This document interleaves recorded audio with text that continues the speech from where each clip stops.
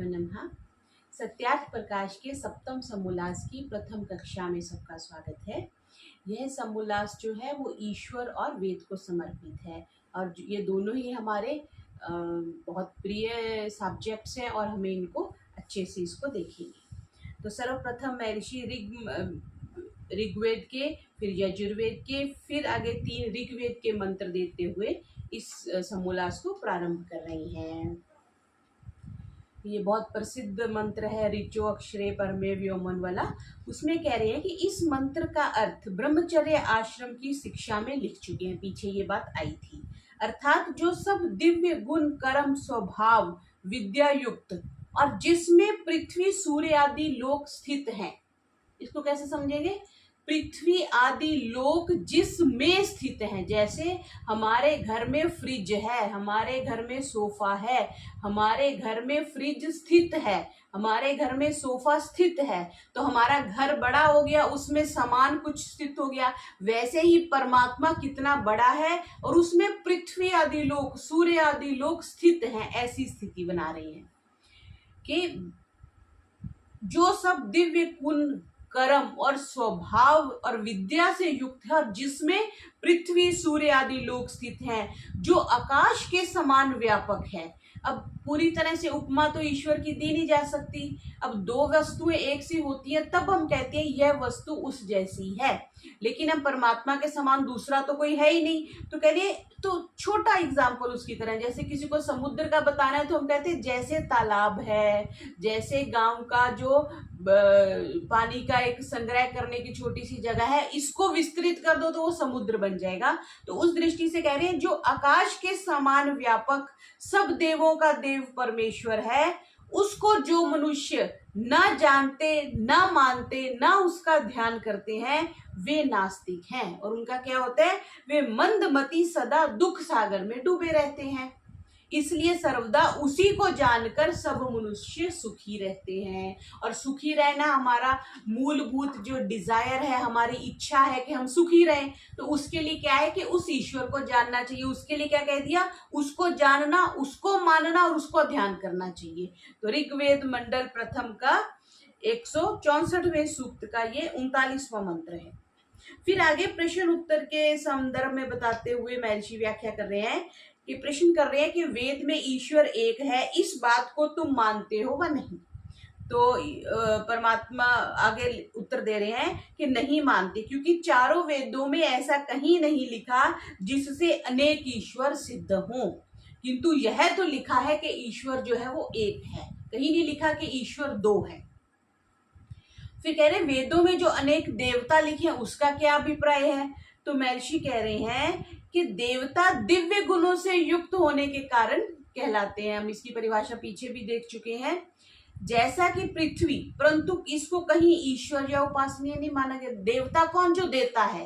पृथ्वी में कितना कुछ देती है, सारा कुछ हमें, जितनी मेटल्स मिलती हैं, पौधे मिलते हैं, अनाज मिलता है, जल मिलता है, सब हमें पृथ्वी से मिलता है। तो पृथ्वी देवता है, लेकिन पृथ्वी को ईश्वर तो कहीं नहीं कहा गया, ना ये कहा गया कि पृथ्वी की उपासना करो। इसी मंत्र में कि जिसमें सब देवता स्थित हैं वह जानने और उपासना करने योग्य ईश्वर है। यह उनकी भूल है जो देवता शब्द से ईश्वर का ग्रहण करते हैं। तो देवता सेपरेट चीज है और ईश्वर जो है वो सेपरेट सत्ता है। परमेश्वर देवों का देव होने से महादेव इसलिए कहाता है कि वही सब जगत की उत्पत्ति स्थिति प्रलय करता न्यायाधीश और अधिष्ठाता है। वही सब कुछ सारे संसार को चला रहा है और वो एक है, ऐसा महर्षि उत्तर दे रही है। फिर जो कह रहे हैं, जो त्रय वेदों में जो प्रमाण मिलते हैं उसकी बात कर रहे हैं कि इसकी व्याख्या शतपथ ब्राह्मण में करिए। 33 देवों की बात आती है ना, 33 कोटि देवता भी बोल देते हैं इसको। कुछ लोग ऐसी व्याख्या करके भी कह देते 33 करोड़ देवी देवता भी बोल देते हैं। तो 33 देव मीन्स पृथ्वी, जल, अग्नि, वायु, आकाश, चंद्रमा, सूर्य, नक्षत्र, सब सृष्टि के निवास स्थान होने से ये 8 वसु कहे गए हैं। वसु मीन्स जो वसाने जो योग्य, जहां पर जीवन होता है, जहां पर जीव रहते हैं, उसके लिए कहा गया। फिर प्राण, अपान, व्यान, उदान, समान, नार्ग, कम, कूर्म, कृक्ल, देवदत्त और धनंजय, ये 10 प्राण कहे गए हैं। और जीवात्मा भी इसके साथ मिला दो तो ये 11 जो है ये रुद्र कहे गए हैं। क्यों? क्योंकि जब ये शरीर को छोड़ते हैं तब रोदन कराने वाले होते हैं। जब किसी का मृत्यु हो जाती है तो सब रोते हैं ना, अनायासी रोना आ जाता है, तो ये रुद्र करवाने वाले होते हैं, इस रोदन करवाने वाले होते हैं, इसलिए इनको रुद्र कहा गया। संवत्सर के 12 महीने होते हैं, इसीलिए तो 12 आदित्य है ना, इसलिए कि ये सबकी आयु को ले जाते हैं, इसलिए इनको आदित्य कहते हैं। और बिजली का नाम इंद्र इस हेतु से है कि परम ऐश्वर्य का हेतु है। सो यज्ञ को प्रजापति कहने का कारण यह है कि जिससे वायु, वृष्टि, जल, औषधि की शुद्धि होती है, विद्वानों का सत्कार होता है, नाना प्रकार की शिल्प विद्या से प्रजा का पालन होता है। तो ये 33 पूर्वोक्त गुणों के योग से ये देव कहलाते हैं। 33 देव, इनका स्वामी और सबसे बड़ा होने से परमात्मा जो है 34वां उपास्य देव है, जिसकी उपासना की जानी चाहिए।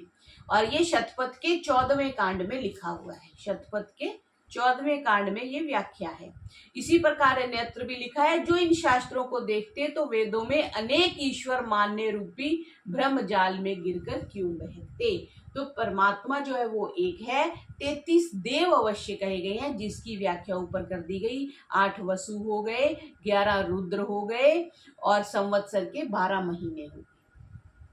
फिर आगे कह रहे हैं, दूसरे मंत्र की व्याख्या करते हुए क्या कह रहे हैं कि हे मनुष्य, जो इस संसार में जगत है उस सब में व्याप्त होकर जो नियंता है, जो कंट्रोलर है, उसको ईश्वर कहते हैं। हर जगह का एक कंट्रोलर होता है ना, कंट्रोलर ऑफ एग्जामिनेशंस भी होता है, जो हमारा मार्कशीट आती है उसके नीचे सिग्नेचर होते हैं ना उसके, तो वो सब जगह, वो तो कंट्रोलर जो ऑफ एग्जामिनेशंस जो है वो तो हर जगह उपस्थित नहीं है। हो सकता है राउंड करने कभी आते हो एग्जाम्स में, लेकिन मैंने तो नहीं कभी देखा।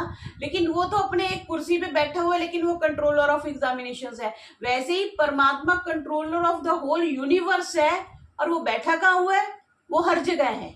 इतनी ब्यूटीफुल, इतनी एक अजीब कह लो, इतनी एक भिन्न प्रकार की सत्ता है जो देखने में नहीं आती। थोड़ा सा सिमिलैरिटी हम वायु का उदाहरण दे देते हैं या आकाश का उदाहरण दे देते हैं, तो वो ऐसा है कि वो ईश्वर है और वो सारे जगत का कंट्रोलर है, नियंता है।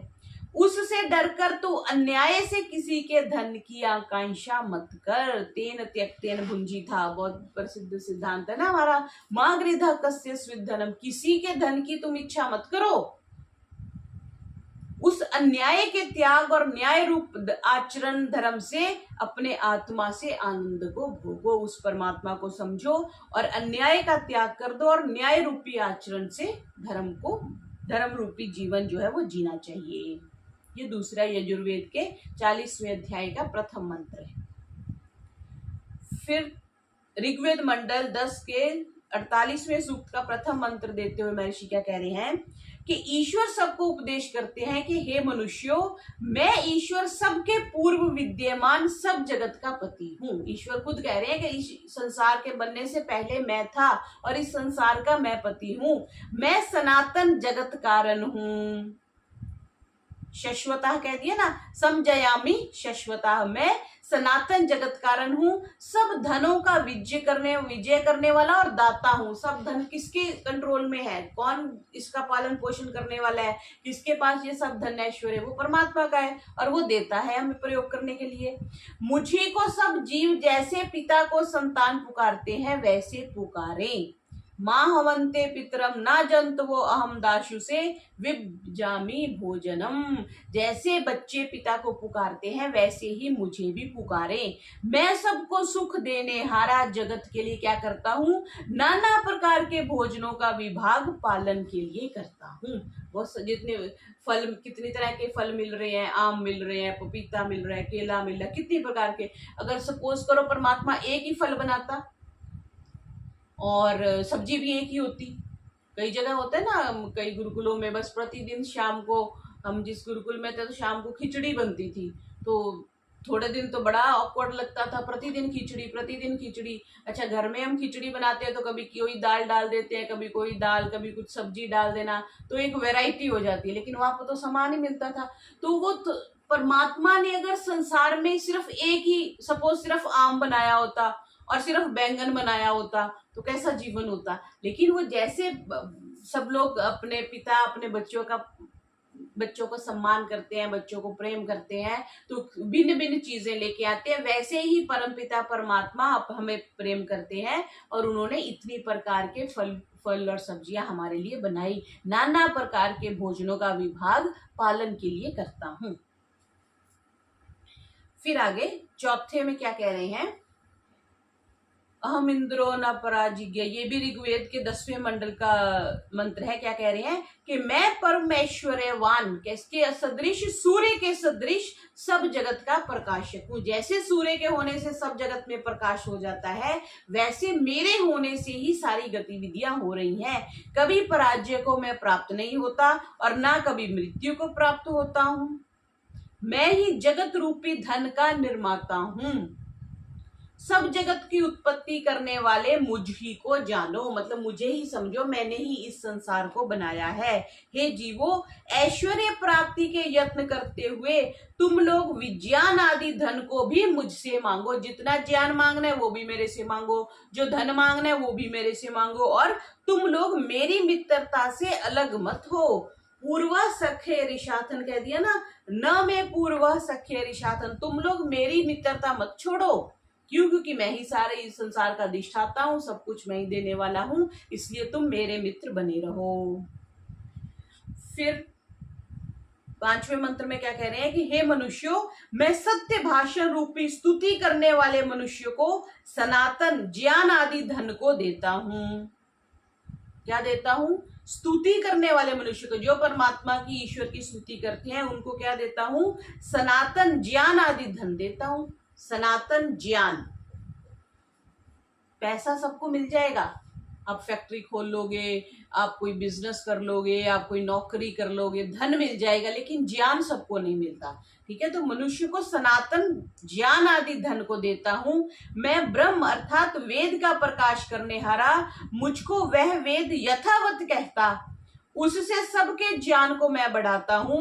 मैं सतपुरुष का प्रेरक, यज्ञ करने हारे को फल प्रदाता, और इस विश्व में जो कुछ है उस सब कार्य का बनाने और धारण करने वाला हूं। एक तो ये क्या कह दिया कि मुझको वह वेद यथावत कहता है और मैं सबके ज्ञान को बढ़ाने वाला हूं। मैं सतपुरुष का प्रेरक, यज्ञ करने हारे को फल प्रदाता, तो मतलब यज्ञ करना चाहिए और जो यज्ञ करता है उसको मैं फल देता हूं। इस विश्व में जो कुछ है उस सब कार्य का बनाने और धारण करने वाला हूं। बना के छोड़ दिया, जैसे वो ऐसे नहीं है कि जैसे अनवांटेड चाइल्ड होता है तो उसको पैदा करके छोड़ देती है माताएं, ऐसे नहीं, मतलब पैदा करके छोड़ नहीं दिया, मैंने इस संसार को बनाया है और मैं इसको धारण भी कर रहा हूं। इसलिए तुम लोग मुझको छोड़ किसी दूसरे को मेरे स्थान में मत पूजो, मत मानो और मत जानो। मैं ही सर्वोपरि हूं और मेरी ही तुम उपासना करो। ऐसा ईश्वर ऋग्वेद के 10वें सूक्त के प्रथम मंडल में कह रहे हैं। फिर आगे यजुर्वेद का मंत्र, जो हम ईश्वर स्तुति प्रार्थना उपासना मंत्रों में दूसरा मंत्र जो हम पढ़ते हैं, उसको कह रहे हैं हिरण्यगर्भा समवर्तताग्रे। उसकी व्याख्या करते हुए कह रहे हैं कि हे मनुष्यों, जो सृष्टि के पूर्व सब सूर्य आदि तेज वाले लोकों का उत्पत्ति स्थान, आधार और जो कुछ उत्पन्न हुआ था और होगा, ये नहीं कि बस बना दिया, बस पिछले साल की इतनी प्रोडक्शन हो गई तो इस साल की कुछ प्रोडक्शन नहीं है। नो, पिछले साल जो प्रोडक्शन हुई उसका भी, इस साल जो हो रही है उसका भी, और आगे जो अगले साल के प्रोडक्शन होगी उसका भी करने वाला कौन है? परमात्मा है। वह पृथ्वी से लेकर सूर्य लोक पर्यंत सृष्टि को बना के धारण कर रहा है। वह उस सुख रूप परमात्मा की ही भक्ति हम जैसे करें वैसे तुम लोग भी किया करो। फिर आगे प्रश्न उत्तर करते हुए महर्षि क्या कह रहे हैं कि आप ईश्वर ईश्वर कहते हो, परंतु इसकी सिद्धि किस प्रकार करते हो? तो कह रहे हैं सब प्रत्यक्षादि प्रमाणों से। ईश्वर में प्रत्यक्षादि प्रमाण कहते कभी घट ही नहीं सकते। ऐसा प्रश्न अगर कोई करे तो न्याय दर्शन का ये सूत्र है, इंद्रियार्थ सन्निकर्षो उत्पन्नम ज्ञानम अव्ययम पदेश्यम अव्यभिचारी व्यवसायत्मकम प्रत्यक्षम। प्रत्यक्ष ज्ञान की यह परिभाषा है कि जो श्रोत, ये हमारी 5 इंद्रियां ना, 5 ज्ञान इंद्रियां, श्रोत्र, त्वचा, चक्षु, जीवा और घ्राण, और मन का शब्द, स्पर्श, रूप, रसगंध, सुख दुख, सत्य असत्य विषयों के साथ संबंध होने से ज्ञान उत्पन्न होता है। हम सामने कुछ देख रहे हैं तो हमारी आंख खुली है तो हम देख पा रहे हैं, इसलिए वस्तु का ज्ञान हो रहा है। हम कान हमारे सुन पा रहे हैं, कोई ध्वनि हो रही है तब हम सुन पा रहे हैं। तो जो भी चीज हो रही है उससे क्या होता है कि ज्ञान उत्पन्न हो रहा है, उसको प्रत्यक्ष कहते हैं। परंतु वह भी संशयात्मक नहीं होना चाहिए। क्या कह दिया? व्यवसायत्मकम प्रत्यक्षम। उसमें कोई डावाडोल नहीं होना चाहिए। जब आंख से दिख रहा है कि ये कैमरा है तो कैमरा है, आंख से दिख रहा है ये पुस्तक है तो पुस्तक है। ठीक है। फिर कह रहे हैं कि अब विचारना चाहिए कि इंद्रियों और मन से गुणों का प्रत्यक्ष होता है, गुणी का नहीं। इंद्रिय और मन से हम गुणों का ही तो प्रत्यक्ष करते हैं, हम गुणी का नहीं। मतलब हमें दूध सफेद दिख रहा है तो दूध गुणी है और सफेदी उसका गुण है। तो जैसे चारों त्वचा आदि इंद्रियों से स्पर्श, रूप, रस, गंध का ज्ञान होने से जो गुणी, जो पृथ्वी, उसका आत्मा युक्त मन से प्रत्यक्ष किया जाता है, वैसे इस प्रत्यक्ष में सृष्टि रचना विशेष आदि ज्ञान आदि गुणों के प्रत्यक्ष होने से परमेश्वर का भी प्रत्यक्ष है। कैसे कह दिया कि वस्तुओं, ये इंद्रियों के विषय तो हमें प्रत्यक्ष हो रहे हैं, इसके लिए तो किसी प्रमाण की आवश्यकता है ही नहीं है। फिर कह रहे हैं कि जो गुणी है उसका मन से प्रत्यक्ष किया जाता है। जैसे हमने दूध की सफेदी को देख लिया, देखा तो आंख से, लेकिन मन से हमने समझ लिया कि ये दूध है। तो वैसे इस प्रत्यक्ष सृष्टि में रचना विशेष, पहाड़ कौन बनाएगा जी? किसी मिस्त्री को ले जाओ जी, ये यहाँ पर प्लेन है, तुम इसका पहाड़ बना दो। छोटा सा टीला तो भले ही वो बना दे, थोड़ा बहुत ऊंचाई से बना देगा, लेकिन जितने बड़े बड़े पहाड़ हैं, बद्रीनाथ जी जाते हैं, केदारनाथ जी जाते हैं, हिमालय में जाओ तो इतने बड़े पहाड़, और वो भी सीजनल, उसमें बर्फ कभी हो रही है, कभी इतने पेड़ उगे हुए हैं। यहाँ पे छोटा सा गार्डन ही हमारे घर में हमसे मैनेज होता, तो उसको कौन मैनेज कर रहा है? तो वही कह रहे कि रचना विशेष आदि ज्ञान आदि गुणों के प्रत्यक्ष होने से परमेश्वर का भी प्रत्यक्ष है। फिर आगे कह रहे हैं, जब आत्मा मन और इंद्रियों को किसी विषय में लगाता, वो चोरी आदि बुरी या परोपकार आदि अच्छी बात के करने का जिस क्षण में आरंभ करता है, उस जीव की इच्छा ज्ञान आदि उसी इच्छित विषय पर झुक जाते हैं। देखो कितनी अच्छी बात लिख दी कि आत्मा मन और इंद्रियों को, जब आत्मा कंट्रोलर है ना, मालिक तो आत्मा है, आत्मा अंदर बैठा हुआ मन और इंद्रियों को कहेगा कि तुम कक्षा में जाओ, तुम पाठ को सुनो, तुम पुस्तक को पढ़ो, तो वो जिस विषय में लगाता है, चाहे अच्छी है या बुरी है, तो जिस क्षण में आरंभ करता है उस समय जीव की जो इच्छा ज्ञान आदि उसी इच्छित विषय पर झुक जाते हैं।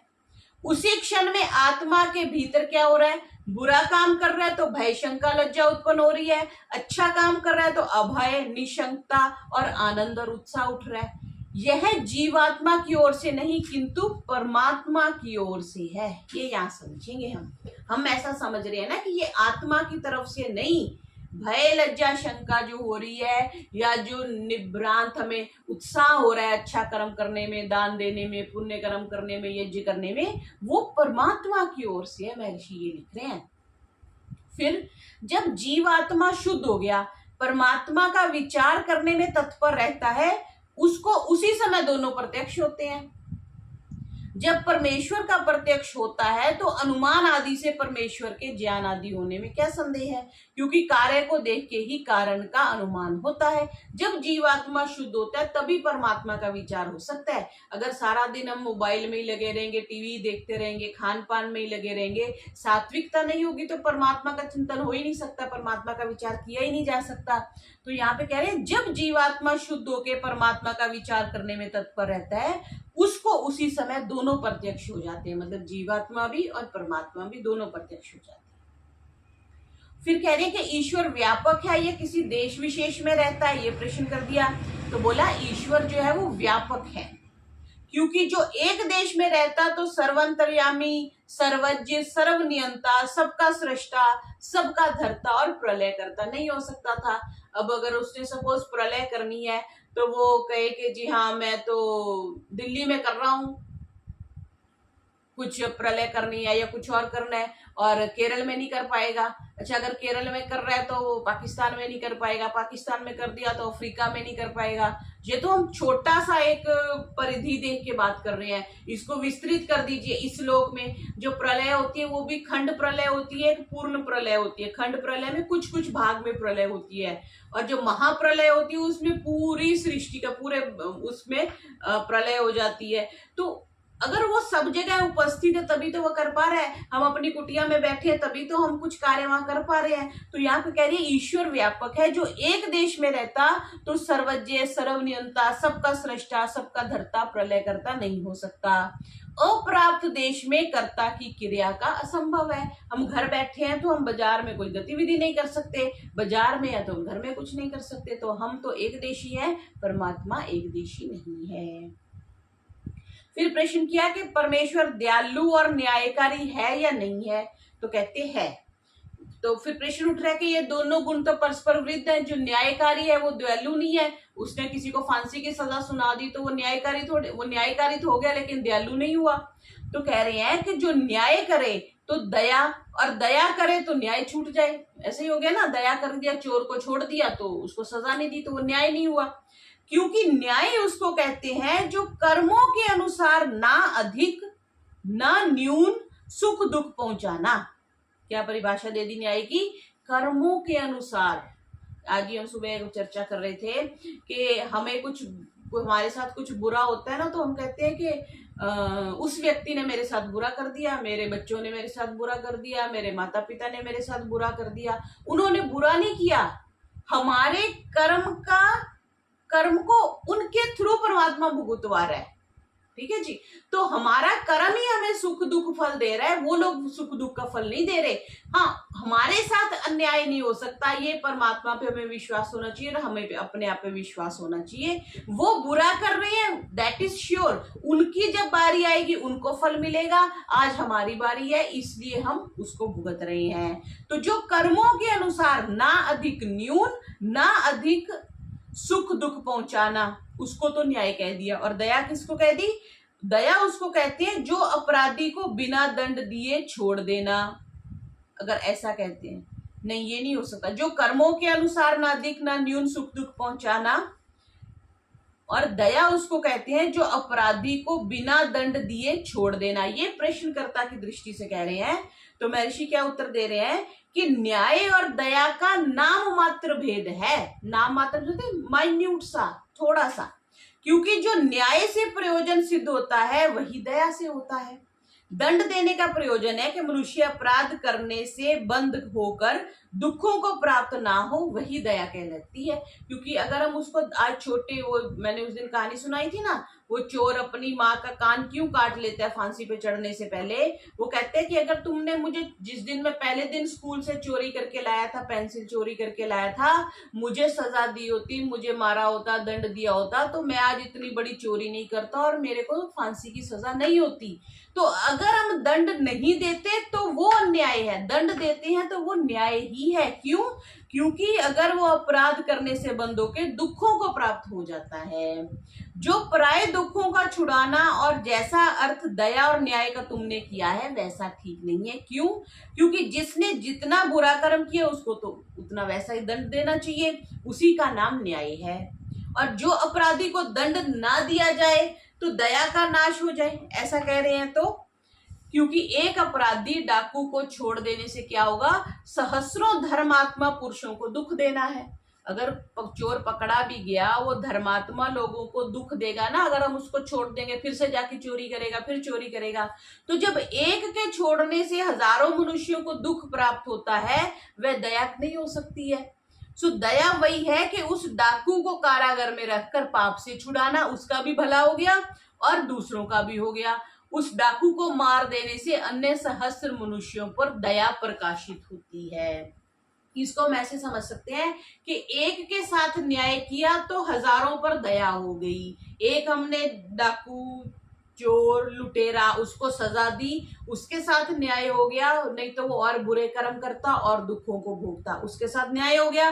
और बाकी सारे सैकड़ों पुरुषों के साथ वो दया होगी, उनको उसके अत्याचार से मुक्ति मिलेगी। ऐसे समझ सकते हैं। फिर आगे कह रहे हैं कि फिर दया और न्याय दो शब्द क्यों हुए? क्योंकि उन दोनों का अर्थ एक ही होता है, दो शब्दों का होना तो व्यर्थ हो गया, इसलिए एक शब्द का ही रहना अच्छा था। इससे विदित होता है कि दया और न्याय का प्रयोजन नहीं है। तो महर्षि कह रहे हैं नहीं, क्या एक अर्थ के अनेक नाम और एक नाम के अनेक अर्थ नहीं होते? एक नाम, एक व्यक्ति के कितने नाम हो जाते हैं, ठीक है, और एक नाम के कई अर्थ भी हो जाते हैं। जैसे गऊ का नाम पृथ्वी है, गऊ का नाम गाय भी है, गऊ का नाम किरणें भी है। तो कहते हैं होते हैं, तो पुनः तुमको शंका क्यों हुई? तो कह रहे हैं संसार में सुनते हैं इसलिए। तो महर्षि कह रहे हैं संसार में तो सच्चा झूठा दोनों ही मिलते हैं, परंतु उसका विचार से निश्चय करना अपना काम है, क्या सही है और क्या गलत है। देखो, ईश्वर की पूर्ण दया तो यह है कि जिसने सब जीवों के प्रयोजन सिद्ध होने के अर्थ जगत में सकल पदार्थ उत्पन्न करके दान कर रखे हैं ना, जल बना दिया, पेड़ बना दिए, पृथ्वी बना दी, धातुएं बना दी, खान बना दिए, इससे भिन्न दूसरी बड़ी दया कौन सी है? परमात्मा ने सब कुछ बना के तुम इसको यूज करो। अब न्याय का फल प्रत्यक्ष दिखता है कि सुख दुख की व्यवस्था अधिक और न्यूनता से फल को प्रकाशित कर रही है, कि इन दोनों का इतना ही भेद है कि जो मन में सबको सुख होने और दुख से छूटने की इच्छा और क्रिया करना है, वह दया हो गई। मन में सबको सुख हो जाए और दुखों से सब छूटने की इच्छा करें और वो जो क्रिया करें, वह दया और बाहरी चेष्टा अर्थात बंधन छेदन आदि यथावत दंड देना न्याय कहलाता है। यथावत दंड देना। आजकल बच्चों को माता पिता डांटते नहीं है, कुछ दंड नहीं देते, इसलिए वो उद्दंड हुए ना, बोलते ये बच्चा बड़ा उद्दंड है। क्यों? क्योंकि उसको दंड ही नहीं दिया, तो इसलिए उसको डर ही नहीं लगता। अतिथि आते हैं तो भी उतनी शरारतें कर रहा है, कोई साधु महात्मा आगे तो भी शरारतें कर रहा है। तो दोनों का प्रयोजन क्या है कि सबको पाप और दुखों से पृथक कर देना, ऐसा महर्षि ने कहा। तो इसमें हमने वेद मंत्रों की दृष्टि से महर्षि ने ईश्वर के बारे में व्याख्या करी कि ईश्वर कैसा है, और फिर संदर्भ से बताया कि परमात्मा दयालु है और न्यायकारी भी है। न्याय वो जो अपराधी पे करता है और दंड दे करके, और बाकी सबको उसके अत्याचार से बचाता है, इस पर उसकी दया है। और एक तरह से चोर पर भी उसकी दया है कि अगर उसको दंड नहीं देंगे तो वो और बुरे कर्म करेगा, फिर और उसको दुख सहना पड़ेगा। तो महर्षि यहाँ बताते हैं कि परमात्मा जो है वो न्यायकारी है, ऐसा उनका कहना है। तो आज का पाठ इतना रखते हैं। ओम शांति शांति शांति। सर्वेभ्यो नमः।